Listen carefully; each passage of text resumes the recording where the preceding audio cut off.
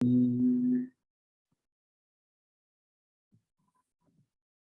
अऊज़ु बिरब्बिल फलक मिन शर्रि मा खलक व मिन शर्रि गासिकिन इज़ा वक़ब व मिन शर्रि नफ़्फ़ासाति फ़िल उक़द व मिन शर्रि हासिदिन इज़ा हसद। सदक़ल्लाहुल अज़ीम। अल्लाहुम्मा सल्लि अला सय्यिदिना व मौलाना मुहम्मदिन व अला आलिहि व सहबिहि व बारिक व सल्लिम। रब्बि इश्रह ली सदरी व यस्सिर ली अमरी वहलुल उक़दतम मिन लिसानी यफ़क़हू क़ौली।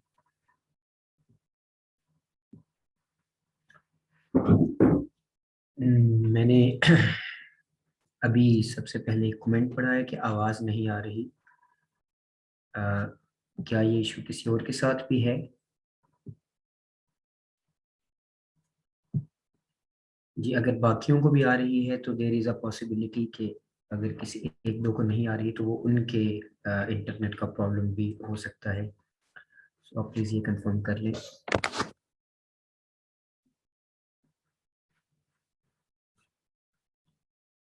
जी, कल हमने एडोब प्रीमियर के अंदर चीज़ों को, पिक्चर्स वगैरह को मूव करना सीखा था, उनकी एनिमेशन करनी सीखी थी और की फ्रेम के बारे में पढ़ा था।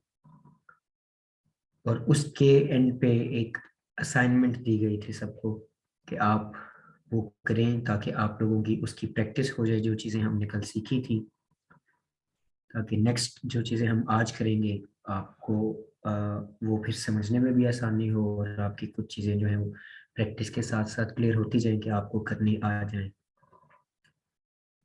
मुझे पर्सनली किसी का भी कोई काम मुकम्मल तो नहीं मिल सका एनिमेशन। एक स्टूडेंट कल रात से मुझसे राब्ते में थे और आज दिन को भी जो जो उनको प्रॉब्लम साथ साथ आते रहे वो डिस्कस करते रहे और जितनी मैं हेल्प कर सकता था वो मैं करता रहा।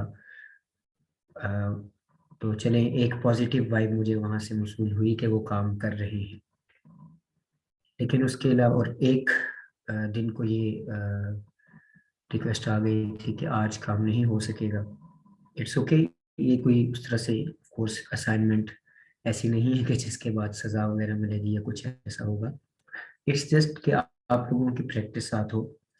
तो मैं सिर्फ यही कहूँगा कि अगर किसी ने नहीं की तो काइंडली इस चीज़ को और ज़्यादा इग्नोर या निगलेक्ट ना करें, साथ साथ जैसे ही टाइम मिले चीज़ों की प्रैक्टिस करें, क्योंकि आपको ऑफ कोर्स मसले आएंगे। क्योंकि टेक्निकली जब आप काम करते हैं इन डिवाइसेस पर तो बहुत सारी चीज़ें होती हैं छोटी छोटी जो आपको इशू, आपके लिए इशू क्रिएट कर सकती हैं। तो आप उन इश्यूज को साथ साथ जैसे जैसे क्लियर करते जाएंगे तो फिर मसले ज़्यादा नहीं बढ़ेंगे। लेकिन अगर आप इसमें थोड़ी सी सुस्ती कर देते हैं शुरू में तो बाद में फिर चीज़ों को कैचअप करना जो है वो मुश्किल हो जाता है। वेल एनीवेज, मैं पहले सबसे यही पूछूंगा कि अगर किसी के पास कोई क्वेश्चन है, कोई चीज़ डिस्कस करने वाली है, कोई एक्सपीरियंस डिस्कस करने वाला है तो आप अभी कर सकते हैं। और अगर नहीं हुआ तो फिर हम नेक्स्ट अपनी क्लास की तरफ जाते हैं। अगर ऐसी कोई भी चीज़ है तो आप अभी प्लीज़ वो पूछ लें, डिस्कस कर लें।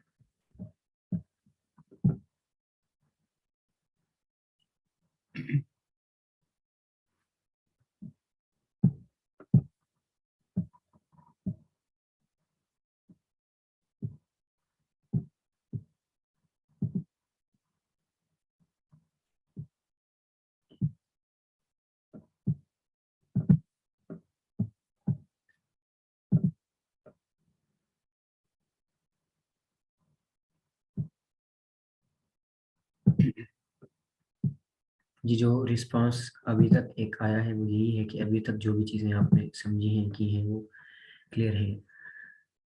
सही। इसके अलावा और कोई क्वेश्चन नहीं आ रहा तो ठीक है, मैं नेक्स्ट टॉपिक की तरफ जाता हूँ। आप सब मेरी स्क्रीन को देख पा रहे हैं? जी,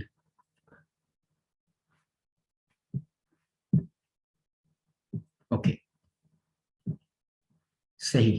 तो कल तक हमने पढ़ लिया था कि हमने कैसे एनिमेट करना है चीज़ों को, जो कि हमें क्लियर हो गया। और साथ में जिक्र कर रहा था टूल्स का, जो कि बहुत ज़रूरी है, जिन पे बात करना इंतहाई ज़रूरी था, जो मैं शायद पहले क्लियर करता, लेकिन क्योंकि टॉपिक हमारा उस साइड पे चला गया था तो चलें वो एरिया पहले कवर हो गया। तो आज जो चीज़ हम सबसे पहले सीखेंगे वो है टूल्स। एंड ये मेरा कर्सर आप देख रहे हैं, इसके नीचे ये जो हमें नज़र आ रहे हैं, ये सारे बेसिक टूल्स हैं, 6 से 7। जो लोग फोटोशॉप या इलस्ट्रेटर यूज़ कर चुके हैं वो जानते होंगे कि वहाँ पर भी ये वाले टूल्स होते हैं काफ़ी बड़ी तादाद में, काफ़ी ज़्यादा होते हैं। अडोब प्रीमियर में या आफ्टर इफेक्ट्स में उसकी निस्बत कम है, लेकिन यहाँ पर जो है उनका काम बहुत ज़्यादा है।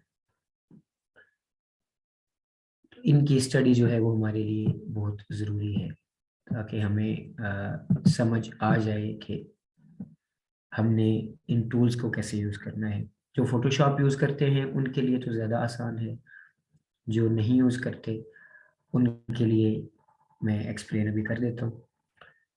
तो सबसे मेन जो बात याद रखने वाली है वो ये कि टूल्स तो सारे काम करने के लिए होते हैं, हर एक का अपना एक फंक्शन होता है एक टूल का। लेकिन कुछ टूल्स ऐसे हैं जिनके बिना शायद सॉफ्टवेयर चलाना बहुत मुश्किल हो जाता है, जिनका यूज़ बहुत ज़्यादा होता है। इन टूल्स में जो ज़्यादा ऐसे टूल हैं वो सिर्फ 2 हैं। ये सबसे पहले जहाँ पर अभी मेरा कर्सर है, इसको मूव टूल कहा जाता है या सिलेक्शन टूल कहा जाता है। ये आप कब यूज़ करते हैं कि जब आप किसी भी लेयर को सिलेक्ट करना चाह रहे हैं, फिर आप इसको यूज़ करेंगे। अगर आप डायरेक्टली वैसे भी किसी लेयर को मूव कर रहे हैं या सिलेक्ट कर रहे हैं तो वो यही टूल सिलेक्टेड है। जैसे कि आप देख रहे हैं ये सिलेक्शन टूल ब्लू है, इसका मतलब कि इस वक्त ये सिलेक्टेड है। अगर ये नीचे वाला टूल कोई और सिलेक्टेड होगा तो फिर मूव उस तरह से हम नहीं कर पाएंगे, लेकिन जब ये टूल सिलेक्टेड है तो फिर हम अपनी जो भी हमारी वीडियोस हैं या फोटोज हैं, जो लेयर्स हैं, उनको मूव कर सकते हैं। उससे नीचे ट्रैक सेलेक्ट फॉरवर्ड टूल, जिसकी शॉर्टकट की है ए। मूव टूल की या सिलेक्शन टूल की शॉर्टकट की थी वी। आप कोई भी काम कर रहे हैं, आप कीबोर्ड पे वी अगर दबाएं तो ये वाला टूल ऑटोमेटिकली सिलेक्ट हो जाएगा, अगर कोई और भी सिलेक्टेड था। ट्रैक सेलेक्ट फॉरवर्ड टूल जो कि दूसरे नंबर पर है, इसका काम क्या है कि जब आप ये सिलेक्ट कर लेते हैं तो आप जिस जगह पर आपका ये कर्सर होता है, ये तीर जो बना हुआ है, ये जिस जगह पर होता है उससे आगे जितने भी क्लिप्स हैं, ऑडियोज हैं, वीडियोज हैं, जितनी भी लेयर्स हैं, जितनी भी चीज़ें हैं, वो सारी सिलेक्ट हो जाएंगी एक क्लिक से। सो इसका काम क्या है कि अगर आपके पास ज़्यादा वीडियोस या ज़्यादा चीज़ें हैं जिनको आप इकट्ठा कुछ काम पे करना चाह रहे हैं, आप उनको इकट्ठा सिलेक्ट करना चाह रहे हैं, तो आप ये वाला टूल जो दूसरे नंबर पर है ये सिलेक्ट करेंगे। ट्रैक सिलेक्ट फॉरवर्ड टूल इसका नाम है, या फिर सिंपली ए दबाएंगे तो ये सिलेक्ट हो जाएगा और आप उससे अगले वाले सारे कर लेंगे। अभी आपने देखा इस लेयर पर आकर मैंने जब इसको क्लिक किया तो इसने ये जो पीछे वाली दोनों लेयर्स थी, ये वाली और ये वाली, इनको अनसिलेक्ट कर दिया। जैसे ही मैं इस लेयर के ऊपर आकर क्लिक करूंगा तो फिर वो इसको भी सिलेक्ट कर रहे हैं। यानी इस तीर से पीछे पीछे जो भी लेयर है वो सिलेक्ट नहीं होगी, लेकिन अगर मैं उसकी सीध में आकर, ये जैसे यहाँ पर आकर मैंने किया तो वो सिलेक्ट हो गई। यहाँ तीर गया, क्लिक किया, सिलेक्शन खत्म हो गई पिछली वाली की। यहाँ आया उसकी सीध में तो क्लिक करने से वो सिलेक्ट हो गया। सो आपको ये और क्लियर समझ आ गया कि इस तीर से आगे वाले सारे क्लिप्स को इकट्ठा सेलेक्ट करने के लिए ये टूल यूज होता है। उसके बाद ट्रैक सिलेक्ट बैकवर्ड टूल है, जो कि शिफ्ट ए से काम करता है, जिसकी शॉर्टकट की शिफ्ट ए है। आप शिफ्ट ए भी दबा सकते हैं या सिर्फ ए भी दबा सकते हैं, या अपने कर्सर को यहाँ पर लाकर सिलेक्ट कर सकते हैं। यहाँ पर मैंने कर्सर लाया, इसको सिलेक्ट किया। अब क्या होगा कि जहां पर ये कर्सर है उसके पीछे वाली सारी लेयर्स सिलेक्ट हो जाएंगी, जैसे अभी आपने देखा। अगर मैं यहाँ पर लाकर सिलेक्ट करूंगा तो इससे पीछे वाली सारी लेयर सिलेक्ट हो जाएंगी, यहाँ भी आऊंगा तो सारी सिलेक्टेड है। लेकिन इस जगह पर अगर जैसे मैं उसको क्लिक किया तो अब आगे वाली जो लेयर थी वो सिलेक्ट नहीं हुई। तो ये दोनों आप इजीली समझ गए। मैं आपको थोड़ा और अपने शॉर्टकट कीज का क्लियर करने के लिए यहाँ अभी मैं ए प्रेस करूंगा तो आप देखेंगे कि जो टूल है वो खुद ऑटोमेटिकली ऊपर वाला दोबारा सेलेक्ट हो जाएगा। ये मैंने ए प्रेस किया, मतलब मुझे कर्सर मूव करने की जरूरत नहीं है। अगर कीबोर्ड पे मेरे दोनों हाथ हैं तो मुझे माउस को हाथ लगाने की जरूरत नहीं है। ए सिलेक्ट करने से ये टूल आ गया और आगे वाली लेयर सिलेक्ट हो गई। शिफ्ट ए भी मैंने दबाया तो ये टूल आ गया और पीछे वाली हो गई। अगर मैं यहाँ पर सिर्फ वी दबाऊं और फिर क्लिक करूं तो फिर जो सिलेक्शन जिस लेयर की मैं करूंगा सिर्फ वो सिंगल लेयर सिलेक्ट होगी। ये आपके सामने आपने देखा। उसके बाद रिपल एडिट टूल है जो कि नॉर्मली बी से आता है। रिपल एडिट टूल क्या करता है और इस वो कहाँ पर यूज होता है? इस वक्त जैसे ही वो टाइमलाइन के अंदर आ रहा है तो आप देख रहे हैं कि उसके ऊपर रेड निशान आ रहा है। वो क्यों आ रहा है? क्योंकि इस वक्त वो यूज नहीं हो सकता। रिपल एडिट करता क्या है कि अगर दो एक लेयर में दो वीडियोस पड़ी हैं,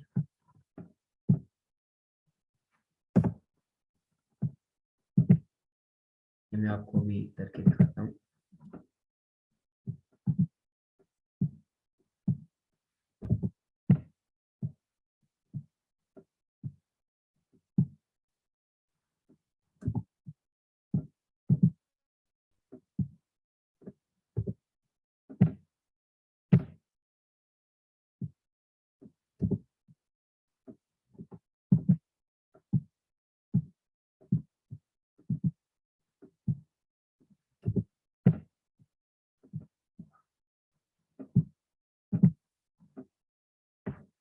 तो ये देखिए, मैं दोबारा अभी साथ बोल के भी दिखाऊंगा। इस लेयर को मैंने यहाँ से आकर पकड़ा, ठीक है। अगर नॉर्मली वी सिलेक्टेड होगा तो फिर इस लेयर को यहाँ पर पकड़कर खींचा नहीं जा सकता। इस लेयर को सिर्फ यहाँ से क्लिक करके, ये आप साथ साथ देखते जाएं कि अभी कौन सा टूल सिलेक्ट है जो कि मैं कीबोर्ड से चेंज कर रहा हूँ। अभी मैंने वी दबाया, ये टूल आ गया। अब मैं यहाँ पर आकर इसको पीछे मूव नहीं कर सकता क्योंकि इसकी लेंथ इतनी ही है वीडियो की। यहाँ पर आकर मैं इसे सिलेक्ट करूंगा और फिर आगे पीछे करूंगा सिंगल को, ठीक है। लेकिन अगर मैं रिपल एडिट टूल सेलेक्ट करूंगा तो फिर मैं क्या करूंगा, जैसे ही इस जगह पर आऊंगा और इसको पकड़कर पीछे लेफ्ट साइड की तरफ मैं खींच रहा हूँ तो वो क्या कर रहा है कि सारी लेयर्स जितनी भी उससे आगे थी वो सारी की सारी इकट्ठी पीछे मूव कर रहा है। इस टूल का मकसद क्या है कि अगर आपके पास 10 20 या ज़्यादा जितने भी लेयर्स हैं तो आप उन सब को ही पीछे करना चाहते हैं, तो बजाय इसके कि आप एक एक को, यानी ये वी वाला टूल सेलेक्ट करके एक एक को पकड़ कर आगे या पीछे करें। जैसे इसको मैंने आगे किया, फिर इसको आगे किया, अलग अलग पकड़ के। अब मैंने इस पिक्चर को पकड़ा और इसे आगे किया। तो उसकी बजाय जब आप ये वाला टूल ट्रिपल एडिट सेलेक्ट कर लेते हैं तो फिर आप इकट्ठे ही उनको मूव कर सकते हैं, आगे भी या पीछे भी। मैं आपको ये दिखा देता हूँ। यहाँ मैंने जूम आउट किया, फॉरवर्ड करने के लिए आया एंड हाँ, आगे यहाँ से ये क्यों नहीं जा रही, इसलिए कि इससे आगे कोई और लेयर नहीं है और जगह नहीं है। मैंने आपको बताया था कि वीडियो की नॉर्मल लेंथ कहाँ तक आती है, जहाँ तक हमारी लास्ट वीडियो या फोटो पड़ी होती है। एंड उसकी जो एक और निशानी है देखने की कि आपकी वीडियो कितनी देर की पड़ी है या आपकी फोटोज किस जगह तक पड़ी हैं, तो वो ये मेरा कर्सर आप फॉलो करें यहाँ पर। ये जो 1 मिनट और 27 सेकेंड्स एंड 19 फ्रेम्स वो बता रहे हैं, इसका मतलब ये है कि इस जगह तक आपकी वीडियोस हैं। इससे पीछे पीछे जितनी भी लेयर्स हैं आप उनको पीछे लेके जा सकते हैं। तो ये टूल यूज होता है ज्यादा चीजों को इकट्ठा मूव करने के लिए। जी, यहाँ पर क्वेश्चन आया है कि यहाँ पर 3 लेयर शो हो रही हैं, अगर मजीद लेयर्स बनानी हो। आप ऊपर नीचे की तरफ पूछ रहे हैं, तो अगर मजीद लेयर्स बनानी हो तो आप यहाँ से ये ऑडियोज वाली लेयर्स को नीचे कर सकते हैं पकड़ के ड्रैग करके। ये दोबारा देख लें, ये यहाँ आया, ये निशान आप देख रहे हैं। यहाँ पर जब आप क्लिक करके नीचे करेंगे या ऊपर करेंगे तो ये सारी लेयर्स ऊपर या नीचे हो जाएंगी। तो नीचे करने से वो लेयर्स नीचे हो गई और ऊपर वाली लेयर आपको नजर आ रही है। ठीक है, अब ये लेयर हमारी सबसे ऊपर है, अभी तीसरी है। अगर चौथी लेयर में बनाना चाहता हूँ तो मैं इसको पकड़ूंगा, या किसी भी एक लेयर को, किसी भी को भी, इसको भी पकड़ सकते हैं, इसको भी पकड़ सकते हैं। किसी को भी पकड़कर जब हम ऊपर लेके जाएंगे ऐसे, तो वो ऑटोमेटिकली वहां पर खुद एक लेयर बना देगा। अगर और ऊपर लेके जाएंगे तो एक लेयर ऊपर और ज्यादा बना देगा, और उसको फिर हम यहाँ से कंट्रोल करते जाते हैं कि हमें कितनी लेयर्स नजर आ रही है। ठीक है, ये आपके क्वेश्चन का आंसर था कि लेयर्स कैसे बनाई जाती हैं। जैसे जैसे और डाटा आता जाएगा वो उतनी ज्यादा लेयर्स बना सकते हैं हम साथ साथ। अगर जी, और अगर यहाँ पर स्पेस कम हो जाती है, तो क्योंकि हम एडिटिंग एरिया के लिए हमें ये वाली स्पेस चाहिए, अगर ये कम हो जाती है तो हम यहाँ से इसे पकड़कर ऊपर ले जाएंगे। ठीक है, इस स्पेस को बढ़ा लेंगे और ऐसे लेयर्स बढ़ाते जाएंगे। ये देखिए, ठीक है, अभी मैं ये लेयर्स बढ़ा रहा हूँ। मतलब जितनी ज्यादा लेयर्स आती जाएंगी हम उतना इस एरिया को बड़ा करके अपनी लेयर्स बढ़ा सकते हैं। नॉर्मली बहुत ज्यादा लेयर्स में काम नहीं होता वीडियो में। उसकी रीजन ये है कि एक टाइम पर आपको बहुत ज्यादा लेयर्स की जरूरत नहीं पड़ती ऊपर नीचे करने की, क्योंकि उसका जो बेसिक मकसद है, जब आपको वो पता है वो क्या है, वो ये है कि एक टाइम के हिसाब से अगर आप एक ही टाइम पे बहुत सारी चीजें वीडियो में दिखाना चाहते हैं या बहुत सारी तस्वीरें लगाना चाहते हैं, फॉर एग्जांपल एक ही 5 सेकंड के टाइम फ्रेम के अंदर आपकी 8 या 10 पिक्चर्स सामने हो रही है शो, तो वो 8 या 10 सारी उसी टाइम में लेयर्स में ऊपर नीचे आ जाएंगी। उस सूरत में आपको इसकी जरूरत पड़ सकती है, तो आप इस तरह से लेयर्स बढ़ा सकते हैं, वरना लेयर्स बढ़ाने की जरूरत नहीं है। सो हम बात कर रहे थे इन टूल्स की।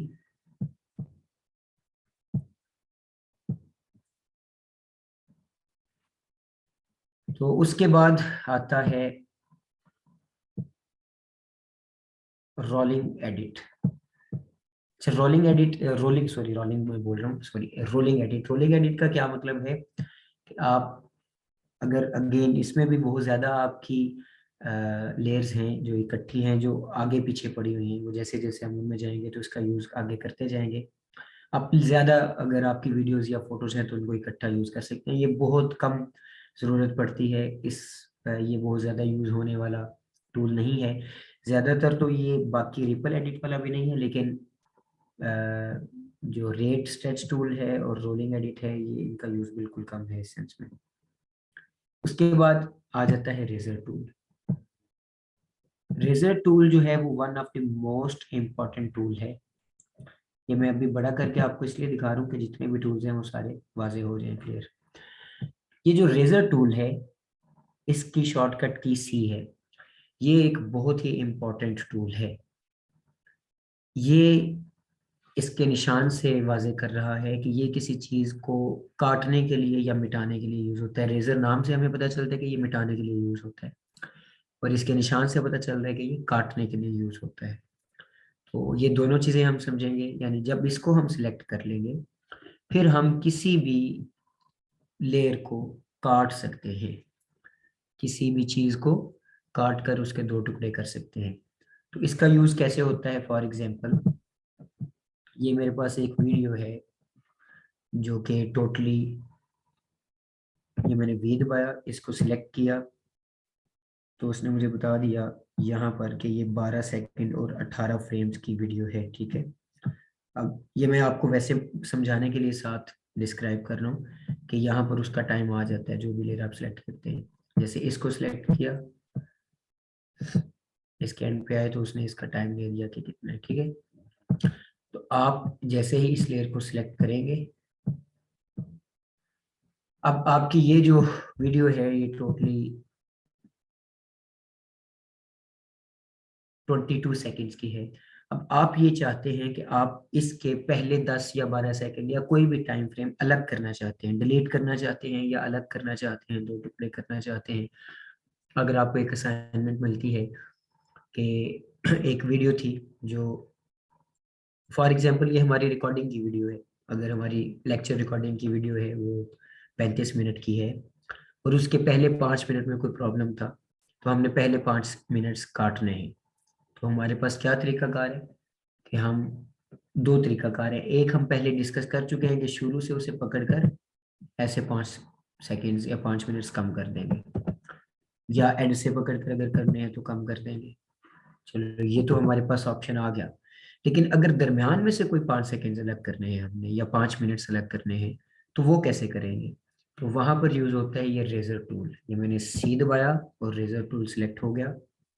तो जहां से भी आप दरमियान में से वीडियो के कोई एक पोर्शन निकालना चाहते हैं, तो आप क्या करेंगे, आप वहां पर जाकर उस पोर्शन पर ये यहाँ पर रेजर टूल लाकर क्लिक करेंगे, वो उसको काट देगा। यहाँ पर क्लिक हुआ था, यहाँ पर तो ये देखें निशान आ गए कि उसने इसको यहाँ से कट कर दिया। अब मैं आगे या पीछे जाकर कहीं और ये निशान लगाता हूँ, फॉर एग्जाम्पल यहाँ, तो इसने इसको भी काट दिया।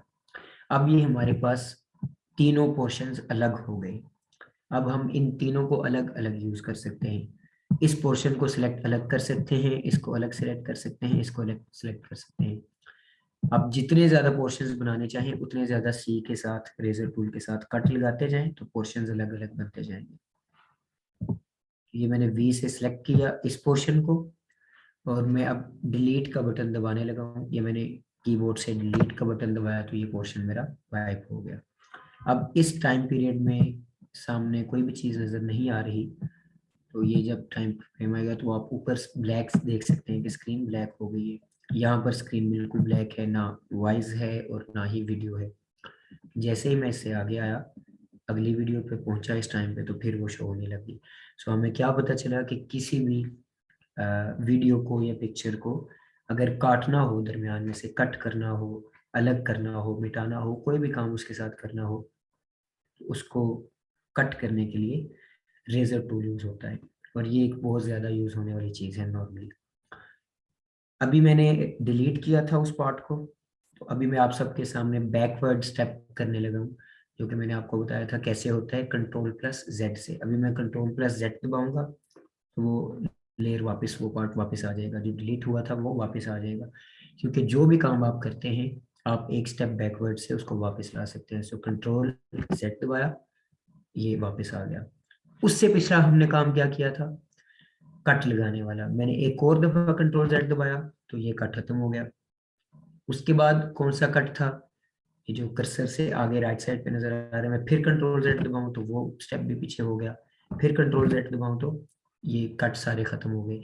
मतलब क्या है कि आप कंट्रोल जेड को तकरीबन 10, बस 15-20 दफा दबा सकते हैं कि जितने स्टेप्स आप आगे गए थे वो सारे स्टेप बैकवर्ड होते जाएंगे। 20 के बाद तकरीबन एक स्टेप आता है कि फिर आप उससे और ज्यादा पीछे स्टेप नहीं जा सकते। लेकिन जो आपने काम किया है, आप कुछ स्टेप्स बैकवर्ड करना चाहें तो कंट्रोल जेड से कर सकते हैं। जी, यहाँ तक सारी चीजें आपको क्लियर हो गई। इसके बाद आता है slip tool, slide tool, pen tool, hand tool और जूम टूल। अच्छा, इसमें अभी इस वक्त मैं स्लिप टूल और स्लाइड टूल का जिक्र खास नहीं करूंगा, क्योंकि स्लाइड टूल यूज होता है इसको पकड़ के आगे पीछे करने के लिए, जो कि हम वैसे भी वी से भी कर सकते हैं, सिलेक्शन टूल से भी कर सकते हैं। सो इसका कोई उस तरह से खास हमें अलग से फायदा नजर नहीं आता। फायदा अगर है तो एक है, वो क्या, कि अगर हम वी को सिलेक्ट करके रखें, यानी सिलेक्शन टूल को, तो अब मैं इसको पकड़कर अगर आगे करूंगा तो वो क्या कर रहा है, वो अगली वीडियो को बिल्कुल खत्म करता जा रहा है, उतने पोर्शन से बिल्कुल खत्म करता जा रहा है, उसकी जगह ले रहा है, रिप्लेस कर रहा है। अब मैं कंट्रोल जेड दबाने लगा हूँ, ये मैंने दो दफा कंट्रोल जेड दबाया तो दो स्टेप बैकवर्ड हो गए। अब मैं स्लाइड टूल सेलेक्ट करूंगा तो क्या होगा कि वो काटेगा नहीं, बल्कि उसको, सॉरी अगेन उसने वही किया स्लाइड टूल से भी। सो ये उसी मेरी पहली बात जो मैंने की थी कि इसका उतना ज़्यादा यूज़ नहीं है। ये सम टाइम यूज़ हो सकता है कि आप ज़्यादा लेयर्स को इकट्ठे सेलेक्ट करके तो फिर स्लाइड कर सकते हैं, लेकिन स्लाइड टूल बना है लेकिन उतना ज़्यादा यूज़ होने वाला नेसेसरी नहीं है, क्योंकि वही काम हम अपने सिलेक्शन टूल के साथ भी कर सकते हैं जो कि स्लाइड टूल के साथ करते हैं।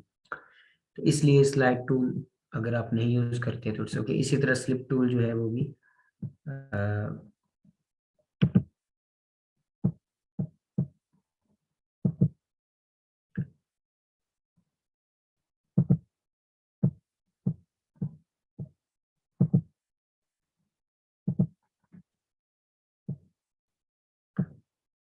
ज़्यादा यूज़ होने वाला नहीं है जी। अच्छा, उसके बाद पेन टूल, हैंड टूल और जूम, ये 3 ऑप्शन रह गए हमारे पास।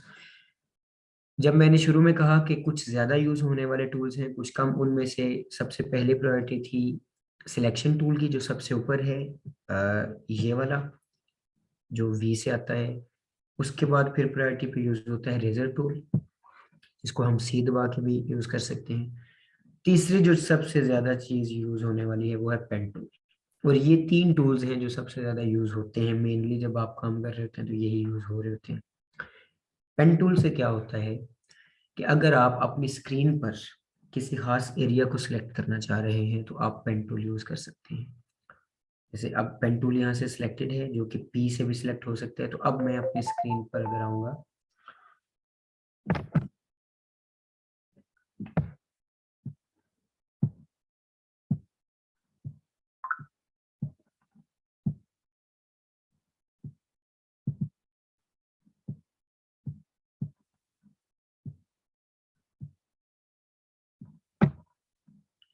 जी, तो इसलिए इसने इसको सिलेक्ट कर लिया।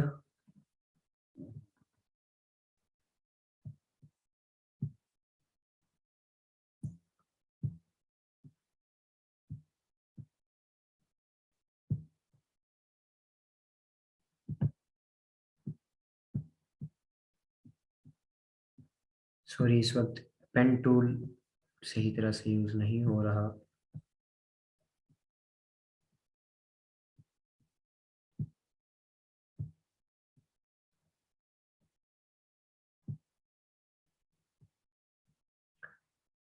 वेल, इसके ऊपर मैं रिसर्च करूंगा। अभी इस वक्त मेरे ज़हन में ये नहीं आ रहा कि ऐसा क्यों कर रहे हैं।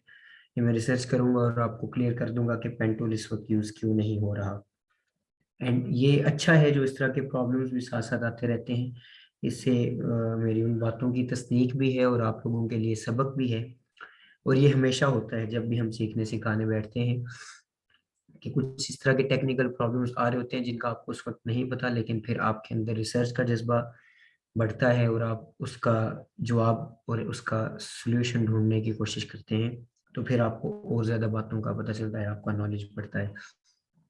तो इस वक्त पेन टूल यूज़ क्यों नहीं हो सका, इसकी इंशाल्लाह मैं जवाब आपको दे दूंगा।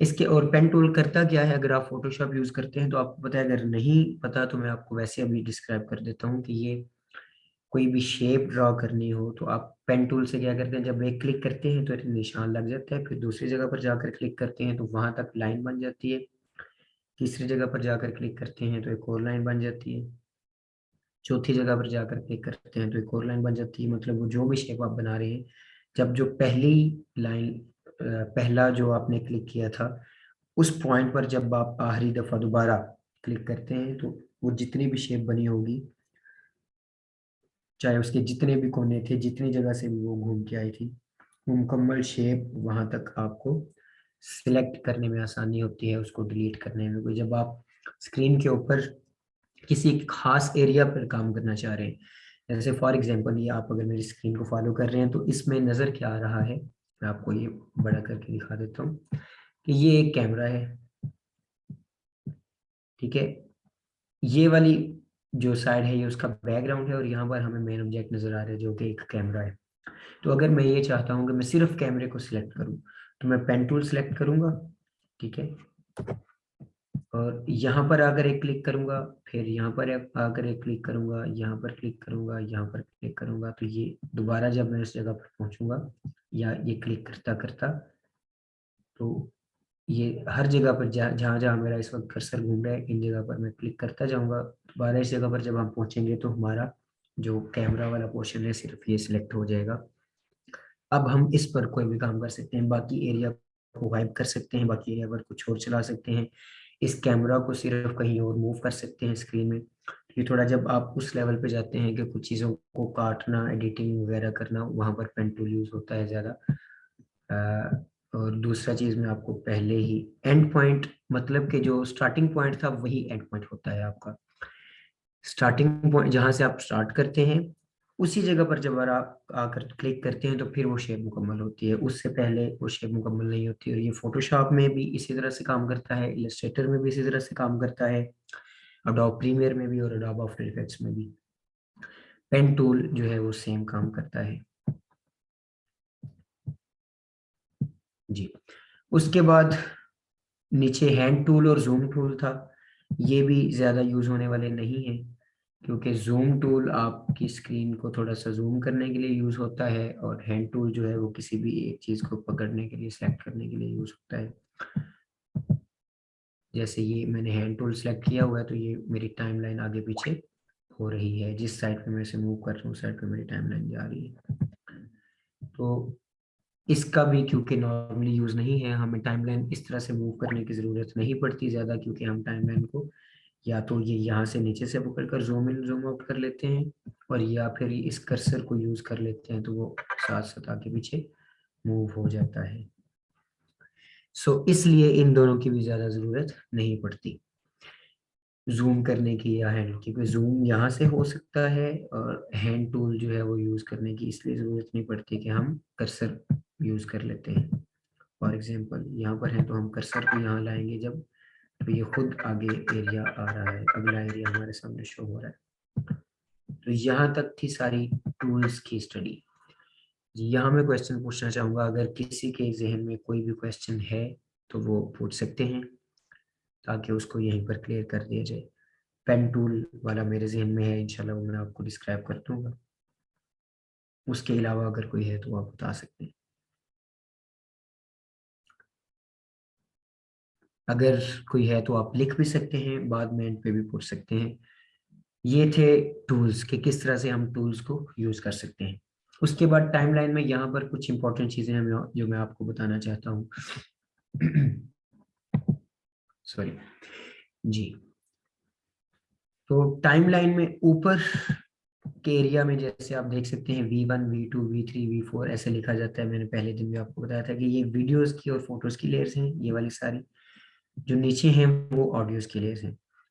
और ये आप जब इस एरिया पर आते हैं तो आप देखते हैं कि ऑडियोज की लेयर में M लिखा है और वीडियोज की लेयर में आंख बनी है। इसका क्या काम है? इसका काम ये है कि ये जो आंख बनी है लेयर के सामने, तो पता चल रहा है कि इस लेयर में जो कुछ भी है वो हमारे इस एरिया में, प्रीव्यू के एरिया में शो हो रहा है। अगर हम इस आंख पर आकर क्लिक करते हैं, ये मैंने क्लिक किया, तो अब वीडियो जो कि इस एरिया में है, इस लेयर में वो शो नहीं हो रही। अगर मैं कर्सर को आगे ले जाता हूँ तो ये देखें फोटो शो हो रही है, क्योंकि फोटो इस V3 थर्ड नंबर लेयर में पड़ी हुई है। लेकिन हमने V1 को क्योंकि यहाँ से ब्लॉक कर दिया था, अब उसका नजर आना खत्म हो गया। जब दोबारा क्लिक करेंगे तो ये नजर आ जाएगी।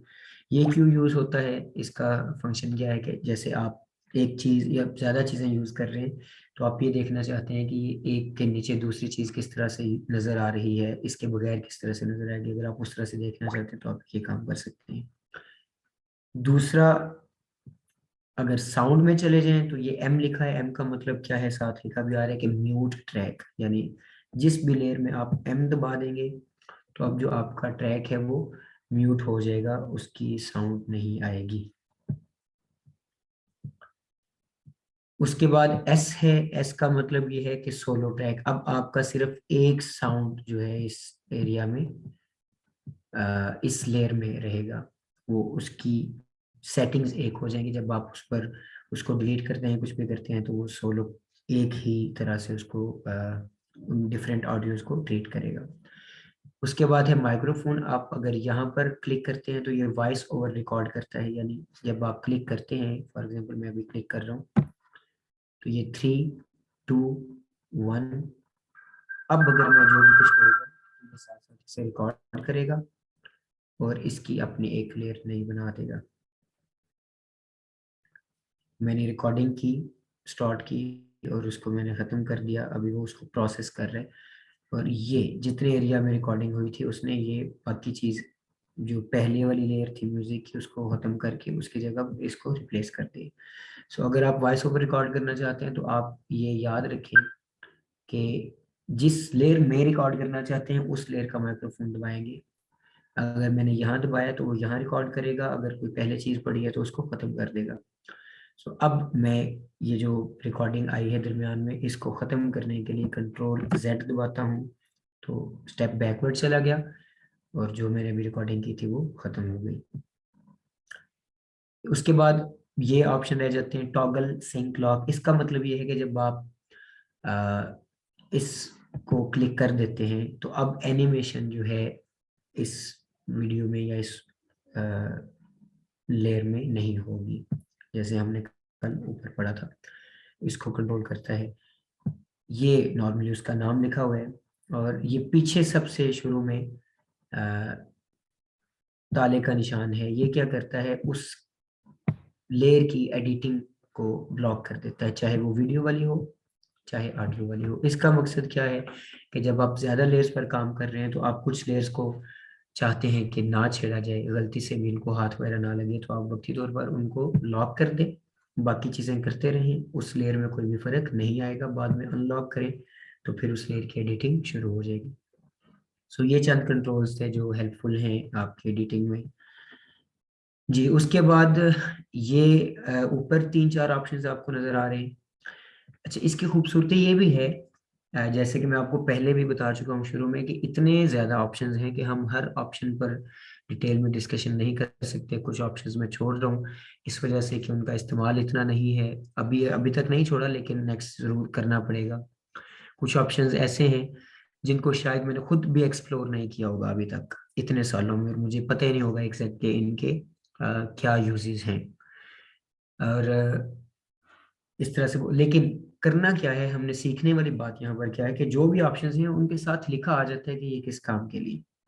अक्सर उस लिखे से समझ आ जाती है, अगर ना आए तो आप उसको देख कर या लिख कर समझ सकते हैं इसका फंक्शन क्या है। अगर उससे समझ ना आए तो आप क्या करें, ये जैसे इसके साथ स्नैप लिखा है ना, तो आप गूगल पे जाके लिखें सिंपली के snap feature in Adobe Premiere, तो वो बता देगा कि ये फीचर क्या करता है। ये मैं आपको वैसे लर्निंग के लिए बता रहा हूँ कि कोई पॉइंट ऐसे हैं जो मिस हो जाते हैं, तो आप इस तरह से खुद रिसर्च कर सकते हैं, बजाय इसके कि आप हर छोटी बात के लिए मेरे मोहताज रहें या किसी और के कि उनसे पूछेंगे तो पता चलेगा। ये चीज़ें आप खुद पता चल सकती हैं। Well anyways, coming back to this, इस स्नैप का मतलब तो जो भी रीज़न थी उन्होंने इसका नाम स्नैप रख दिया, लेकिन बेसिकली ये मैग्नेट बना हुआ है अगर आप गौर से देखें, और ये मैग्नेट की तरह काम करता है। जब आप ये इसको सिलेक्ट कर लेते हैं ना, तो फिर आपकी कोई भी जो दो लेयर्स हैं उनके दरमियान कुदरती तौर पर एक मैग्नेट है। जब मैं इसको ऐसे करूंगा ना, मूव करूंगा, या आप खुद करके देखेंगे तो आपको फर्क पता चलेगा, तो वो ऑटोमेटिकली पिछली लेयर्स के साथ जुड़ जाएगा, उसकी तरफ जो है वो मैग्नेट की तरह काम करेगा। और अगर आप इसको ऑफ कर देते हैं तो फिर ये मैग्नेट की तरह काम नहीं करेगा। फिर जब आप इनको मूव करेंगे तो आप अपनी मर्जी से आगे पीछे जहां तक मूव करना चाह रहे हैं करेंगे। तो इसको नॉर्मली ऑन इसलिए रखना चाहिए कि ये किसी एक लेयर को दूसरी के साथ जोड़ते हुए कुदरती वो मैग्नेट की तरह जुड़ जाएं उनके एंड्स। ये ना हो कि एक वीडियो दूसरी के ऊपर चली जाए या दूसरी और इसमें थोड़ा सा फर्क रह जाए फ्रेम्स का, जो हमें नॉर्मली नजर ना आ रहा हो दूर से जूम किए बगैर, तो वो वीडियो में डिस्टर्बिंग हो जाए। सो इसको नॉर्मली ऑन रखना चाहिए। इसके ऊपर लिखा है insert and override sequences as nests और इंडिविजुअल क्लिप्स, यानी आप जो पूरा सीक्वेंस है उसमें एक सीक्वेंस में जो भी चीज़ें आप डाल रहे हैं उसमें से इंडिविजुअल क्लिप्स आप निकाल सकते हैं हर वीडियो। जैसे ये वाली जो वीडियो है तो इसका मैं इंडिविजुअल क्लिप निकाल सकता हूँ, इसका इंडिविजुअल क्लिप निकाल सकता हूँ एक ही सीक्वेंस में से, बजाय इसके कि अब ये सीक्वेंस 1 मिनट और 27 सेकंड तक जा रहा है तो शुरू से लेकर एंड तक सारी वीडियो ही निकले। सो आप जब इसको ऑन कर लेते हैं तो आप किसी एक क्लिप को भी एक्सपोर्ट कर सकते हैं। लिंक्ड सिलेक्शन जी, ये जब आप क्लिक करके इसको सिलेक्ट कर लेते हैं, जब ये ब्लू होता है तो फिर क्या होता है, अभी मैंने अगर क्लिक किया तो इसने ऑडियो और वीडियो दोनों को इकट्ठा सिलेक्ट किया। अब मैं मूव भी करूंगा तो ऑडियो और वीडियो इकट्ठे मूव हो रही हैं। लेकिन जब ये लिंक्ड सिलेक्शन के ऑप्शन को हम यहाँ से ऑफ कर देंगे तो फिर जब मैं सिलेक्ट करूंगा तो वीडियो को करूंगा तो सिर्फ वीडियो होगी, ऑडियो को करूंगा तो सिर्फ ऑडियो होगी, ये अलग अलग सिलेक्ट होंगी। और ये इस क्वेश्चन का आंसर भी है कि अगर आप एक वीडियो की ऑडियो को ख़त्म करना चाहते हैं, उसकी जगह कोई दूसरी ऑडियो लगाना चाहते हैं, तो क्या कर सकते हैं कि आप ऐसे लिंक सिलेक्शन खत्म करके सिर्फ ऑडियो को ये मैंने सिलेक्ट किया, डिलीट कर दिया। अब हमारे पास सिर्फ वीडियो है, इसकी साउंड नहीं आएगी। मैं कंट्रोल Z कर रहा हूँ, इस स्टेप को मैंने बैकवर्ड कर लिया। इसी सेटिंग के साथ मैं वीडियो सिलेक्ट करूँ, इसको डिलीट करना चाहूँ तो अब मैंने इसको डिलीट का बटन दबाया तो वीडियो डिलीट हो गई, ऑडियो अभी तक पड़ी है। इस ऑडियो को हम यूज कर सकते हैं किसी भी वीडियो में या वैसे भी, लेकिन जो वीडियो थी वो डिलीट हो गई। अब मैं दोबारा कंट्रोल Z दबा रहा हूँ तो दोनों आ गई। अब मैं इनको यहाँ लिंक कर दूंगा। अब जब लिंक कर दिया तो अब ये दोनों इकट्ठे ही सिलेक्ट हो सकती हैं। तो इन सारे ऑप्शन से आपको काफ़ी सारी चीज़ों का पता चला। आप इन सबको ज़रूर एक्सप्लोर कीजिएगा। यहाँ पर वो कह रहा है कि टाइमलाइन डिस्प्ले सेटिंग, ये जो टाइमलाइन है, ये सारा पोर्शन, इसको हम टाइमलाइन कहते हैं, इसकी सेटिंग्स क्या हो। तो ये जब मैंने इस पर क्लिक किया तो वो आपसे पूछ रहा है, आपको ऑप्शन दे रहा है कि कौन कौन सी चीज़ें आप शो करना चाहते हैं, कौन कौन सी आप शो नहीं करना चाहते। तो आप अपनी मर्जी से भी इन चीज़ों को कर सकते हैं चेंज।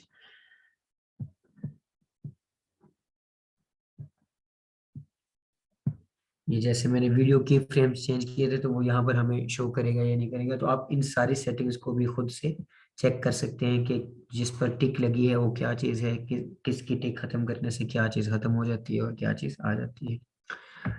फॉर एग्जाम्पल मैं वैसे आपको बता रहा हूँ कि ये ऑडियो वेव फॉर्म जो होती है वो ये अगर आप क्लोज करके ऑडियो को देखें,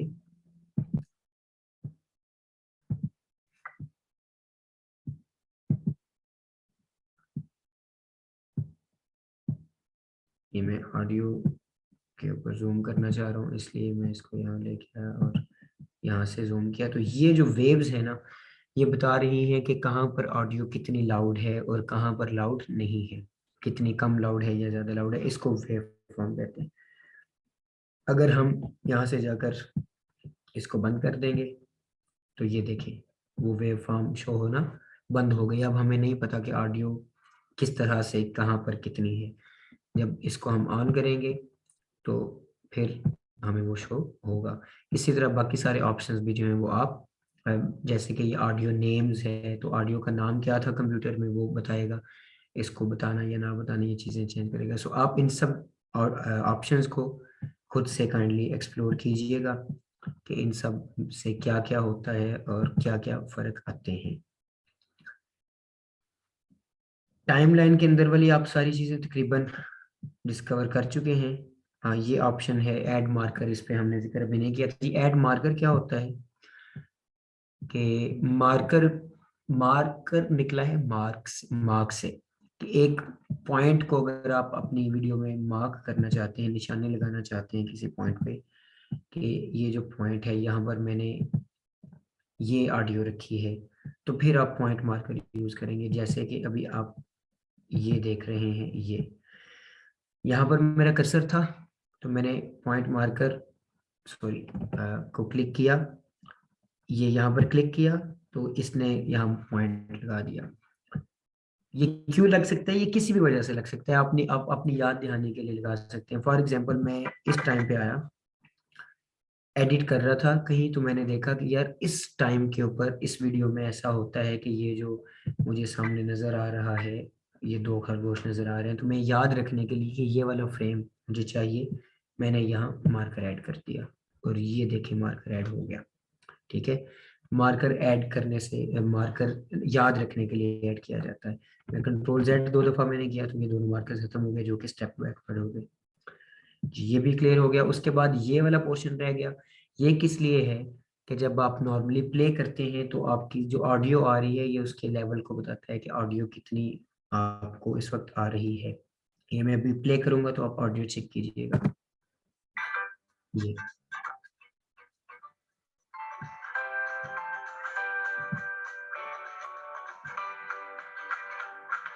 ठीक है। तो अभी आपने देखा कि यहाँ पर ऊपर ये जा रहा था, नीचे नीचे ग्रीन, फिर ऊपर रेड होता जा रहा था डिफरेंट लेवल्स के हिसाब से।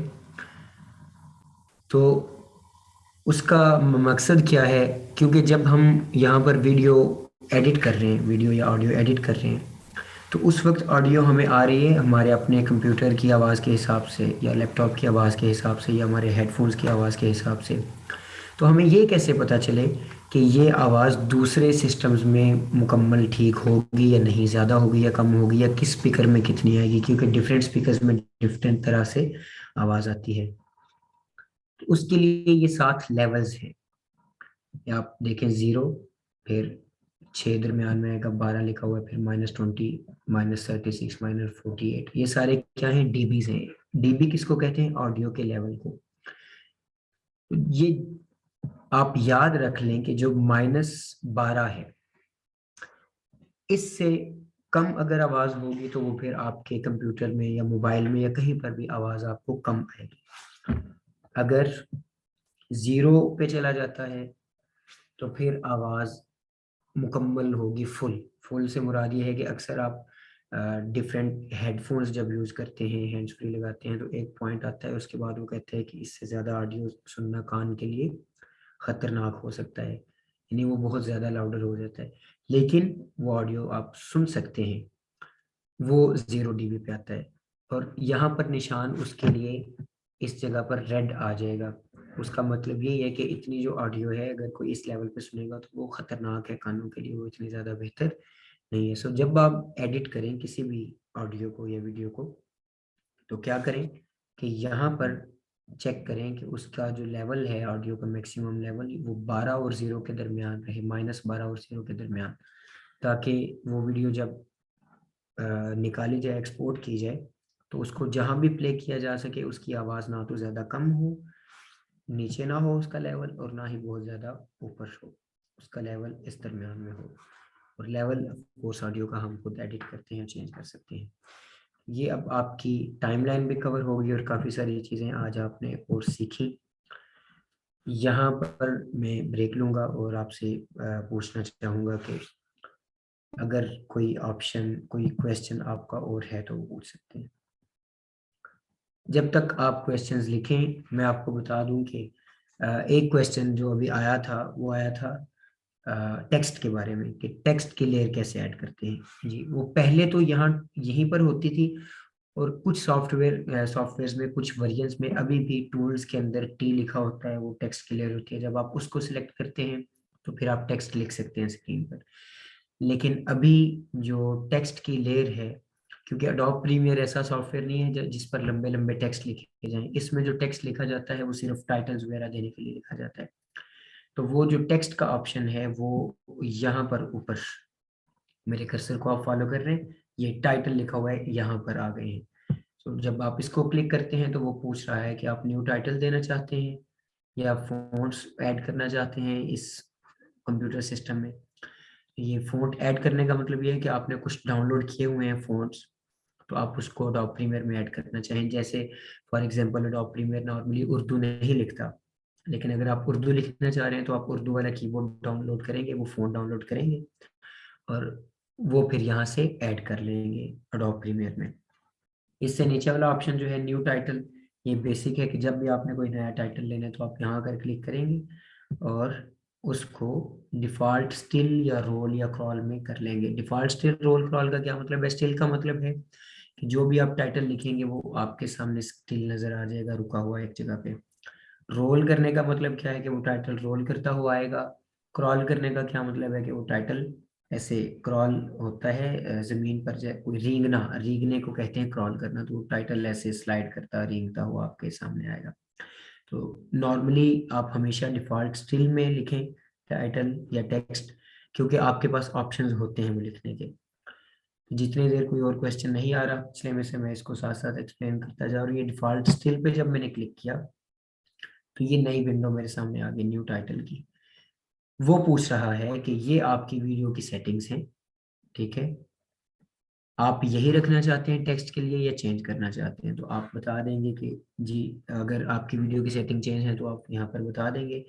और टाइटल में अगर कोई नाम देना चाहते हैं वो दे सकते हैं। नॉर्मली यहाँ पर टाइटल 1 लिखा हुआ है, लेकिन फॉर एग्जांपल मैं यहाँ पर लिखता हूँ जरियाब, अपना नाम लिख लेता हूँ याद रखने के लिए कि इस टाइटल में मेरा नाम है। ओके किया तो ये सामने एक और विंडो ओपन हो गई।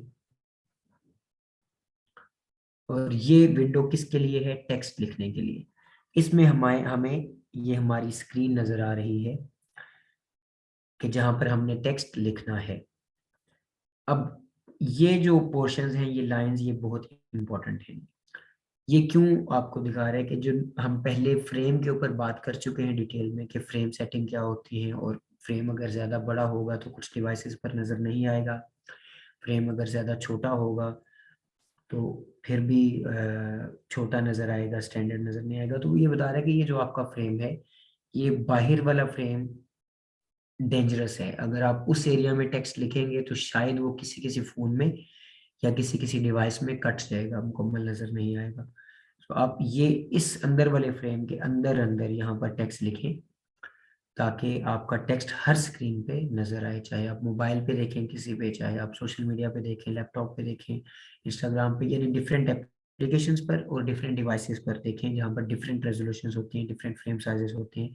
तो यहाँ पर टेक्स्ट लिखने से सब पर नज़र आएगा। तो यहाँ पर आकर ये मेरे पास कर्सर टेक्स्ट वाला नज़र आ रहा है। मैं क्लिक करूँगा जिस जगह पर मैं लिखना चाह रहा हूँ, जिस जगह पर भी टेक्स्ट लिखना चाह रहा हूँ। तो फॉर एग्जाम्पल मैं यहाँ यहाँ लिखता हूँ, शुरू करता हूँ। ये अब ऑप्शन आ गया लिखने का। यहाँ पर ये सारे ऑप्शंस आ गए कि आपने टेक्स्ट के बारे में जो चेंजेस करने हैं वो। और यहाँ पर भी ये टेक्स्ट का फ़ॉन्ट कौन सा होगा, यहाँ से आप चेंज कर सकते हैं या सिलेक्ट कर सकते हैं, ठीक है। उसके बाद टेक्स्ट की टाइप क्या होगी, रेगुलर फ़ॉन्ट होगा या बोल्ड होगा, बोल्ड में इटैलिक होगा वगैरह। ये आप सेटिंग्स ये बाकी सारी भी चेक कर सकते हैं। ये आप अगर माइक्रोसॉफ्ट वर्ड से आपने यूज़ किया होगा तो माइक्रोसॉफ्ट वर्ड में ये सेटिंग्स होती हैं। तो मैं इन सेटिंग्स पर ज़्यादा टाइम नहीं लगाऊंगा। अगर किसी ने कोई क्वेश्चन पूछना हो तो वो बाद में पूछ सकता है, एक एक को मैं एक्सप्लेन नहीं करूंगा। मैं सिंपली अब यहाँ लिखता हूँ जरियाब, तो ये टेक्स्ट आपके सामने लिखा जा रहा है। जब ये टेक्स्ट लिख दिया, अच्छा यहाँ पर होता क्या है कि टेक्स्ट लिखने से पहले अगर आप यहाँ से कोई सेटिंग्स चेंज करते हैं तो फिर वो उन सेटिंग्स में लिखेगा। और अगर आपने टेक्स्ट लिख ली है, अब अगर आप इन सेटिंग्स को चेंज करना चाह रहे हैं तो फिर आप इस टेक्स्ट को सिलेक्ट करेंगे। फॉर एग्जांपल नॉर्मली मैंने पहले फ़ॉन्ट साइज को नहीं छेड़ा और यहाँ पर फ़ॉन्ट साइज लिखा हुआ है 100। मुझे ये लगता है कि यार ये तो छोटा है, मैं इसे बड़ा करके लिखना चाहता हूँ, तो मैंने इसे सिलेक्ट किया, ठीक है, क्लिक करके। और यहाँ पर आकर मैंने फ़ॉन्ट साइज को बड़ा कर दिया। ये ड्रैग करके बड़ा कर रहा हूँ मैं इसे, जितना ड्रैग करता जाऊंगा जैसे। और ये ड्रैग वाला ऑप्शन आप अप्लाई कर चुके होंगे पिछली क्लासेस के हिसाब से, पोजीशन चेंज करने के लिए, स्केल चेंज करने के लिए, डिफरेंट जगह पर आप इस तरह से साइजेस चेंज करते हैं, ये ड्रैग करते हैं। तो ये ड्रैग किया तो फ़ॉन्ट का साइज, ये जितना ज़्यादा मैं राइट साइड पे ड्रैग करता जा रहा हूँ फ़ॉन्ट का साइज बड़ा होता जा रहा है। और जितना मैं इसे लेफ्ट साइड पे ड्रैग करूंगा तो फ़ॉन्ट का साइज छोटा होगा। और अगेन मैं यहाँ लिख भी सकता हूँ कि मैं कितना, अगर 149 वो बता रहे हैं इस वक्त और साइज इतना है, तो मुझे आइडिया हो जाए कि यार मैं इसे डबल बड़ा करना चाहता हूँ तो मैं 300 करूंगा। यहाँ पे मैंने 300 लिखा, ओके किया तो टेक्स्ट डबल बड़ा हो गया। मुझे लगा यार मैंने और डबल बड़ा करना है, तो मैंने यहाँ पर 600 कर दिया, ठीक है। तो ये इतना ज़्यादा डबल बड़ा हो गया। मतलब साइज आप यहाँ से चेंज कर सकते हैं, यहाँ से कम या ज़्यादा कर सकते हैं। और इसी तरह इसके बाकी सारे ऑप्शंस भी चेक करने वाले हैं। ओपेसिटी, जैसे मैं आपको बता चुका हूँ कि टेक्स्ट को, यानी जो भी चीज़ आप सिलेक्ट कर रहे हैं, जिस पे काम कर रहे हैं, उसका मध्यम नज़र आना या मुकम्मल ब्राइट नज़र आना, इस पे डिपेंड करता है, या गायब हो जाना। एक्स पोजीशन का मतलब क्या है कि आप उसकी पोजीशन चेंज करना चाहते हैं, यहाँ से ड्रैग करेंगे लेफ्ट साइड पे तो ये आपने देखा स्क्रीन पर मूव हो गया। अगर इसे आप राइट साइड पे ड्रैग कर रहे हैं तो यहाँ पर मूव हो रहा है। तो यहाँ से आप टेक्स्ट को सेट कर सकते हैं जहाँ पर करना चाह रहे हैं। अगेन आप यहाँ से भी इसकी फ़ॉन्ट भी चेंज कर सकते हैं। जैसे वो सिलेक्टेड है तो मैं यहाँ से फ़ॉन्ट फॉर एग्जांपल ये कर देता हूँ, तो आपने देखा स्क्रीन पर आपको क्लियरली नज़र आ रहा होगा कि फ़ॉन्ट चेंज हो गया। रोटेशन यानी उसको घुमाना यहाँ से हो सकता है, यानी टेक्स्ट के जितने ऑप्शंस हैं आप उन सबको यहाँ पर चेक कर सकते हैं। तो जब आप यहाँ पर टेक्स्ट लिख लेंगे, अपने ऑप्शंस फाइनल कर लेंगे, उसका साइज वगैरह सारी चीज़ें फाइनल कर लेंगे। अभी मैं इसको 200 करके फाइनल करता हूँ, तो 2 से करने से ये टेक्स्ट यहाँ पर लिखा नजर आ रहा है। अब मैं फाइनल करके जब इसे बंद करूंगा इस विंडो को यहाँ से, तो इस जगह पर जिस एरिया में हमारी वीडियोस फोटोज वगैरह इंपोर्ट होती हैं वहां पर ये टेक्स्ट इंपोर्ट हो गया। इसकी ये टेक्स्ट इंपोर्ट हो गया और ये नीचे देखें ज़रियाब लिखा हुआ है, ठीक है।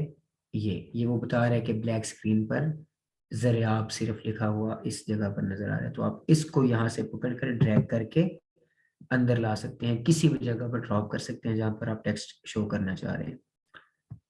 इसको मैं अगर ड्रैग करके यहाँ शुरू में ले आता हूँ, यहाँ पर फोटो भी है, लोगो भी है, तो इस जगह पर आपको पहली वीडियो भी नजर आ रही है। अब ये देखें टेक्स्ट भी नजर आ रहा है और लोगो भी नजर आ रहा है।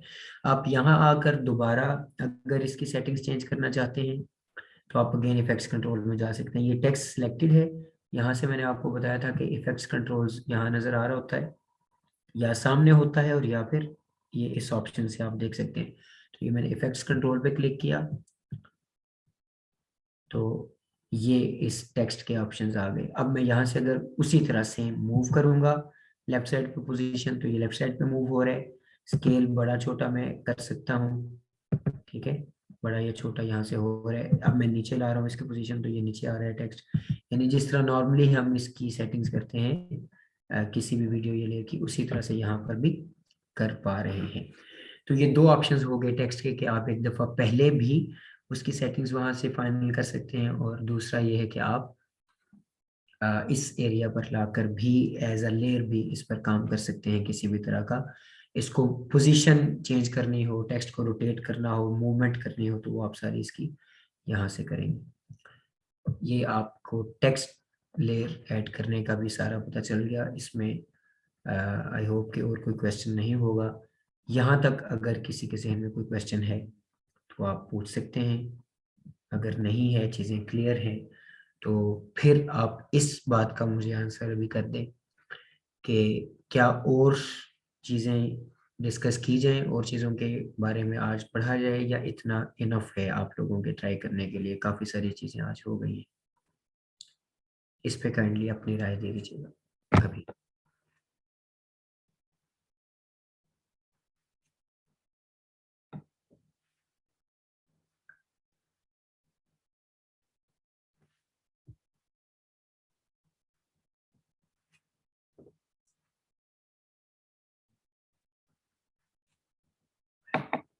जी, आपने क्वेश्चन किया हमारे के स्टेप बाय स्टेप मूव करना पड़े, तो स्टेप बाय स्टेप से मैं समझा नहीं। आप क्या कहना चाह रहे हैं कि पहले 5 सेकंड एक दफा मूव करो, फिर 5 सेकंड एक दफा मूव करो, इस तरह से, या किस तरह से स्टेप बाय स्टेप? शायद आप ये पूछ रहे हैं कि वो जो पहले जेड लिखा आता है, फिर ए, फिर आर, फिर वाई, फिर ए, फिर बी, उस तरह से बारी बारी टेक्स्ट आए, ये चीज पूछ रहे हैं, या किसी और तरह से मूव करने का पूछ रहे हैं?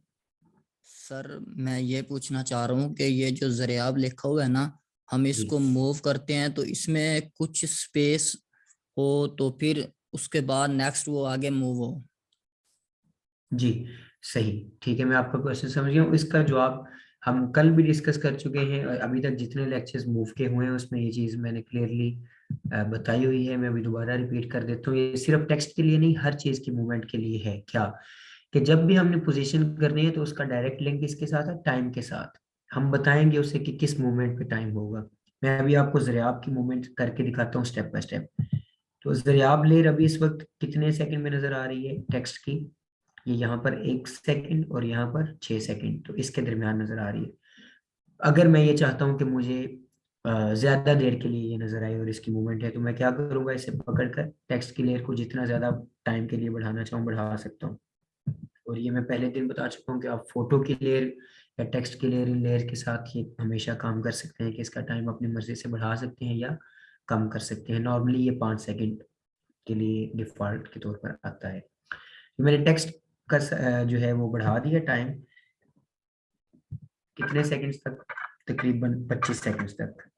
ठीक है, अब ये 25 सेकंड टेक्स्ट नजर आ रहा है। अगर तो मैं इस पर कोई एनिमेशन नहीं लगाता, कोई भी इसकी पोजीशन चेंज नहीं करता, फिर तो ये 25 सेकंड इसी तरह नजर आता रहेगा। लेकिन फॉर एग्जांपल मैं इसकी पोजीशन चेंज करता हूँ, तो मैं ये कहता हूँ कि जब वीडियो स्टार्ट हो उस वक्त ये यहीं पर हो, तो मैंने की फ्रेम पोजीशन पे लगा दिया, क्योंकि अब मैंने पोजीशन की एनिमेशन करनी है, इसकी पोजीशन चेंज करनी है। मैंने ये की फ्रेम लगाया, ठीक है, उससे पता चल गया कि इस फ्रेम पर ज़राब यहाँ होगा, जो कि बिल्कुल स्टार्टिंग फ्रेम है। अब मैं 5 सेकंड पर गया, ठीक है, 5 सेकंड 2 फ्रेम नजर आ रहे हैं आपको यहाँ पर, मतलब रफली मैं 5 सेकंड पर चला गया। यहाँ पर जाकर मैंने उसकी पोजीशन को आगे कर दिया इतना। मैं चाहता हूँ कि 5 सेकंड तक ये इतना मूव हो, ठीक है, ये इतना मूव हो गया, उसने ऑटोमेटिकली यहाँ पर की फ्रेम लगा दिया दूसरा। अब मैं थर्ड जगह पे गया, थोड़ा सा गैप रखा, मैं आगे गया 9वें फ्रेम तक या 10वें फ्रेम, सॉरी 9वें या 10वें सेकंड तक चला गया। फॉर एग्जांपल ये मैं 10 सेकंड जहाँ पूरे हो रहे हैं यहाँ पर आ गया। अब अगर मैं ये बताना चाहता हूँ कि यहाँ तक उसकी कोई मूवमेंट ना हो, जो कुछ पिछले फ्रेम में था वही आगे चले, तो उसके लिए हम क्या करेंगे, ये जो ऑप्शन है ये जहाँ पर अभी मेरा कर्सर है, ये लिखा हुआ है ऐड या रिमूव की फ्रेम। तो अगर मैं इसी पोजीशन में इसे रखना चाहता हूँ, तो मैंने यहाँ पर आकर क्लिक किया, तो उसने एक और की फ्रेम यहाँ पर ऐड कर दिया। तो उससे उसे क्या इन्फॉर्मेशन मिली कि 5 और 10 सेकंड के दरमियान सेम जगह पे रहेगा। ठीक है, अब मैं 15 सेकंड पे गया, कर्सर जैसे मेरा 15 सेकंड पे पहुंचा, तो अब वहां पर आकर मैंने उसे और आगे मूव कर दिया। ठीक है, अब ये इंफॉर्मेशन चली गई प्रीमियर के पास कि 15 सेकंड पे पीछे था, 20 पे आगे है, तो ऑटोमेटिकली वो इस दौरान इसकी सॉरी 10 सेकंड पे पीछे था, 15 पे आगे आ गया, तो ऑटोमेटिकली उसकी पोजीशन चेंज कर देगा इस टाइम में। अब 15 से 20 तक मैं फिर इसे मूव नहीं करना चाहता, तो मैं 20 सेकंड पे आया, और ये टाइम अपनी मर्जी का हो सकता है। मैं फॉर एग्जांपल आपको एक एग्जांपल बयान कर रहा हूँ आपके सामने। तो मैंने पोजीशन चेंज नहीं की, तो सिर्फ की फ्रेम ऐड कर दूंगा खाली, कि पोजीशन वही रहे और इसी जगह पर स्टिल रहे टेक्स्ट। और फिर मैं आगे आकर 24 या 25 सेकंड पर जितने भी टाइम पर इसकी पोजीशन फुल आगे की कर देता हूँ। ठीक है, अब उसको पता चल गया कि जी किस टाइम पे उसने कितना मूव करना था। अब जब मैं इसे प्ले करूंगा, अगर आपको क्लियरली नजर आए तो इट विल बी गुड। लेकिन अगर कल जो इशू आ रहा था हमाद भाई के कंप्यूटर से, अगर वही मसला है कि आपको वीडियो क्लियर प्ले होते हुए नजर ना आए, तो फिर आप मुझसे मुझे बता दीजिएगा, और खुद बल्कि चेक कर लीजिएगा फिर जो तरीका मैंने आपको बताया मूव करने का स्टेप बाय स्टेप। अभी मैं इसे प्ले करने लगा हूँ, स्पेस बार क्लिक करूंगा मैं। जी अभी तक तो आपको नजर आ रहा है, अभी मुझे बताइएगा वीडियो नजर आ रही है या नहीं। तो मैं अभी स्पेस बार क्लिक करने लगा हूँ, ये प्ले होगी खुद।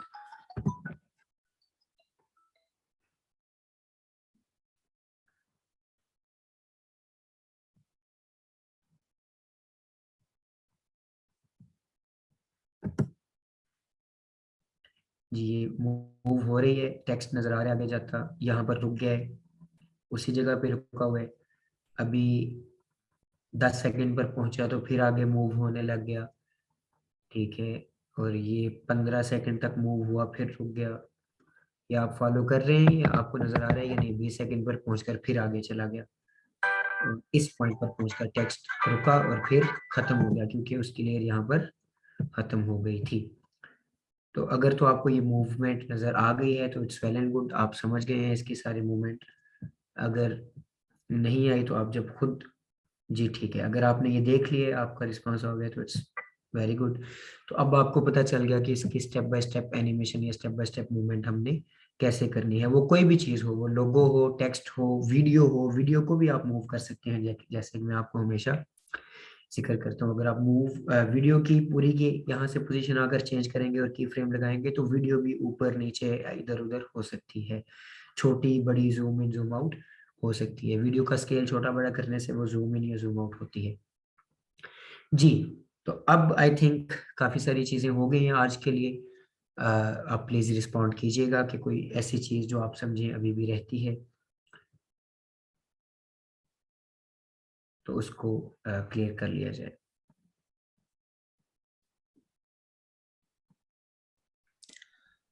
सर कई ऐसी वीडियो होती हैं जो बहुत ज्यादा लंबी होती हैं, वो हर बार इस तरह सेकंड 15 सेकंड 20 सेकंड करते हुए काफी मतलब टाइम लग जाता है। तो कोई ऐसा स्टेप नहीं है अभी जो एक ही बार बंदा कहे यहाँ पे हमने लिख दिया है भी हर 15-20 सेकंड बाद ऑटोमेटिकली ये आगे मूव होती रहे। जी, ये एक एडोब प्रीमियर का इशू है थोड़ा सा कि आप ऐसा नहीं कर सकते, आपको की फ्रेम के साथ ही एनिमेशन करनी पड़ती है। आपको हर वो आप ये कर सकते हैं कि आपने यहाँ पर एक की फ्रेम लगाया, ठीक है, ये 2 की फ्रेम लगाए। अब आप उसको अपनी मर्जी आप उसको कॉपी कर सकते हैं। इन की फ्रेम को यहाँ से सिलेक्ट करके, ये मैं आपके सामने सिलेक्ट कर रहा हूँ, ये मैंने सिलेक्ट किया, नीले हो गए, तो इनको मैं कॉपी करके आगे किसी और जगह पे लगा सकता हूँ। तो इसमें आप यही कर सकते हैं कि कर्सर से मूवमेंट बार बार दिखाने के बजाय की फ्रेम्स को कॉपी करके आप लगा दें कि आपने शुरू से लेकर 10 सेकंड तक एक साइड से दूसरी साइड पे टेक्स्ट को मूव किया, वो एक साइड से निकला दूसरी साइड पे गायब हो गया। ये निकलना और गायब करना हो सकता है। जैसे मैं शुरू में हूँ तो मैं आपको टेक्स्ट यहाँ से बाहर निकलता भी दिखा देता हूँ, ये मैं मूव कर रहा हूँ तो ये बाहर निकल जाएगा फ्रेम से, जैसे जैसे मैं मूव करता जाऊंगा, ठीक है। तो आप बाहर इसे ले जाएं और 10 सेकंड के अंदर आप इसको, यहाँ पर एक की फ्रेम लग गया कि वो नजर नहीं आ रहा, 10 सेकंड के बाद एक और की फ्रेम लगा कि जिसमें वो यहाँ से होता होता होता यहाँ बाहर निकल गया। अब उन दोनों की फ्रेम्स को यहाँ पर आकर आप कॉपी कर लें और कॉपी करके यहाँ से क्लिक करके ऑप्शन जैसे राइट क्लिक करते हैं, कॉपी किया और आगे यहाँ पर आकर कहीं पर भी पेस्ट कर दिया। कंट्रोल वी मैंने दबाया तो ये देखिए यहाँ पर की फ्रेम्स बढ़ गए, ये पेस्ट हो गया।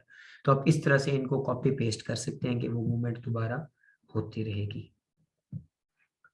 जी, कोई और क्वेश्चन?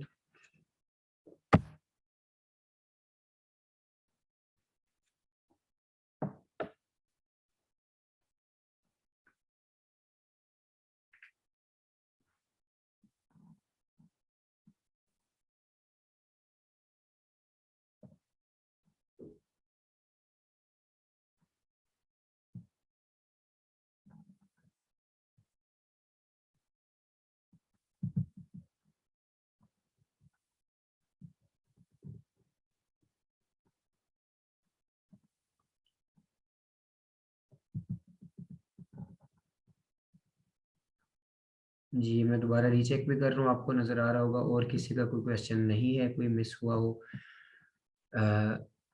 तो अगर किसी का अभी और क्वेश्चन नहीं आ रहा तो फिर आज के लेक्चर को यहीं पे स्टॉप करते हैं। अभी मैंने स्क्रीन शेयरिंग बंद कर दी, दोबारा भी की जा सकती है अगर ज़रूरत पड़े। 1 मिनट में वेट कर लेते हुए 30 सेकेंड, वरना आप कंफर्मेशन काइंडली दे दिया करें। अगर क्वेश्चन नहीं है तो आप एटलीस्ट ये बता दें कि ओके इट्स क्लियर, सो मेरे पास उसकी कंफर्मेशन आ जाए कि अब हम आगे इसको लेके जाना चाहिए या यहाँ पर स्टॉप कर सकते हैं कि क्या चीज़ बेहतर है। ओके, ठीक है, सही। तो जो रिस्पॉन्सेज आ रहे हैं, अब आप फाइनल चीज़ असाइनमेंट अपनी, क्योंकि आगे फिर 3 दिन आपको मिल रहे हैं, ये छुट्टी है आपकी, या 3 दिन क्लास नहीं है, थर्सडे को इंशाल्लाह क्लास होगी। तो आप इन 3 दिनों में क्या करें, अ, ये मैं आपको कोई एक असाइनमेंट दे देता हूँ। 2 ऑप्शन हैं, एक तो ये है कि पूरी क्लास के लिए सबके लिए कोई एक असाइनमेंट रखी जाए और सब ने वही काम करना हो, फिर उसको कंपेयर किया जाए कि किसका काम ज़्यादा बेहतर है, वही काम किसने किस तरीके से किया है। और दूसरा ऑप्शन ये है कि आपको अपनी मर्जी से छूट दे दी जाए कि आप कुछ भी क्रिएट करें लेकिन कुछ ना कुछ भेजें ज़रूर। इसमें से आप किस ऑप्शन की सपोर्ट करेंगे ज़्यादा? सबको कोई एक काम दिया जाए, फिर उसको कंपेयर करके डिस्कस किया जाए, या डिफरेंट अपनी मर्जी से कोई भी काम जो भी जितना भी कर सके वो करे और वो दिखा दे?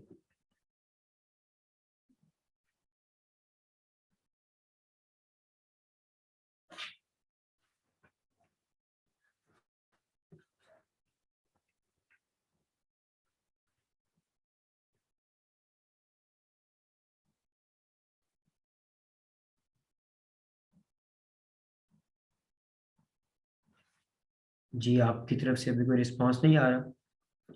Same for everyone. जी, पहला रिस्पांस आया, बाकी भी इसी अपनी मर्जी से कोई वीडियो बना लेते, इसमें सारे ऑप्शन यूज हो जाए। जी, दोनों ऑप्शंस आ गए हैं, एक सेम का वोट आया है और एक डिफरेंट का वोट आया है।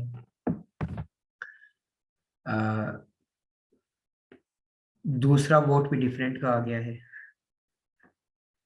और मैं पर्सनली जब सोचता हूँ तो मैं ये सोच रहा हूँ कि I think different will be better, और उसकी रीज़न मेरे जहन में ये आ रही है कि हमारे पास डिफरेंट क्रिएटिविटी की चीज़ें आ जाएंगी। और फॉर एग्जांपल, किसी को ज़्यादा टाइम मिल रहा है, किसी को कम मिल रहा है, कोई ज़्यादा क्रिएटिव है, क्रिएटिविटी से ज़्यादा चीज़ें कर सकता है, तो वो इस इंतज़ार में ना रहे कि, या इस जगह पर ना रुक जाए कि जी इतना ही काम मिला था, ये मैंने कर लिया तो ख़त्म हो गया। नहीं, आप ज़्यादा से ज़्यादा करते जाएं। कुछ फाइल बेशक मुकम्मल एक एडिट करें। एक्सपोर्ट का तरीका मैंने आपको नॉर्मली बताया था। नॉर्मल एक्सपोर्ट आप MP4 में कर सकते हैं। अब अगर आप उसकी एक्सपोर्ट की जो बाकी सेटिंग्स हैं उस पर हम डिटेल में इंशाल्लाह बात करेंगे, उन सब ऑप्शंस पे। जैसे मैंने फ्रेम पे बात की थी कि फ्रेम कहाँ कहाँ किस तरह का यूज़ होता है, उस पर बात करेंगे। लेकिन नॉर्मल वीडियो जो आप बनाना चाहते हैं वो आप एक्सपोर्ट अब कर सकते हैं। तो आप दोनों ऑप्शंस आपके पास अवेलेबल हैं, वीडियो एक्सपोर्ट करने का भी और यहाँ पर कोई काम करके यहाँ से वीडियो बना के दिखाने का भी। तो आप ठीक है, इन सब ऑप्शंस को यूज़ करके, इन सारी चीज़ों को एक्सप्लोर करके आप किसी भी तरह की कोई भी वीडियो एडिट करें जिसमें आप कट भी करें, कोई एक पोर्शन निकाल दें, उसकी जगह कोई और दूसरा पोर्शन ऐड कर दें, कुछ चीज़ ऐसी हो, तो उससे आपके ये जितने भी ऑप्शंस मतलब मैंने बताए वो सारे यूज़ हो जाएं। पेन टूल वाला छोड़ दें, पेन टूल वाला ऑप्शन जो आज थोड़ा इशू आया था वो इंशाल्लाह मैं क्लियर कर दूंगा, वो मेरी असाइनमेंट हो गई। बाकी आपकी असाइनमेंट यही है कि आप ये सारी चीज़ें यूज़ करके तो एक एक क्रिएटिव फेस मुझे इंशाल्लाह दिखाएंगे, जिस पर फिर डिस्कशन होगी और कमेंट्स किए जाएंगे। अगर सबको इसकी समझ आ गई है तो I think it's enough for today, and let's call it off if you are all okay with it. कोई अगर कोई और क्वेश्चन नहीं है तो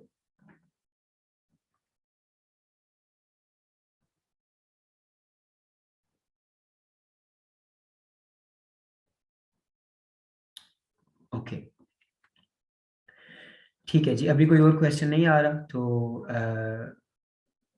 अगेन मैं इन पे हमेशा की तरह वही कहूँगा कि किसी का कोई प्रॉब्लम हो, कोई क्वेश्चन हो, आप किसी भी वक्त मुझसे पूछ सकते हैं। मैं हमेशा अवेलेबल होने का वादा नहीं करता, लेकिन इंशाल्लाह जैसे ही मैं अवेलेबल होऊंगा तो मैं आपकी हेल्प करने के लिए हमेशा तैयार हूँ।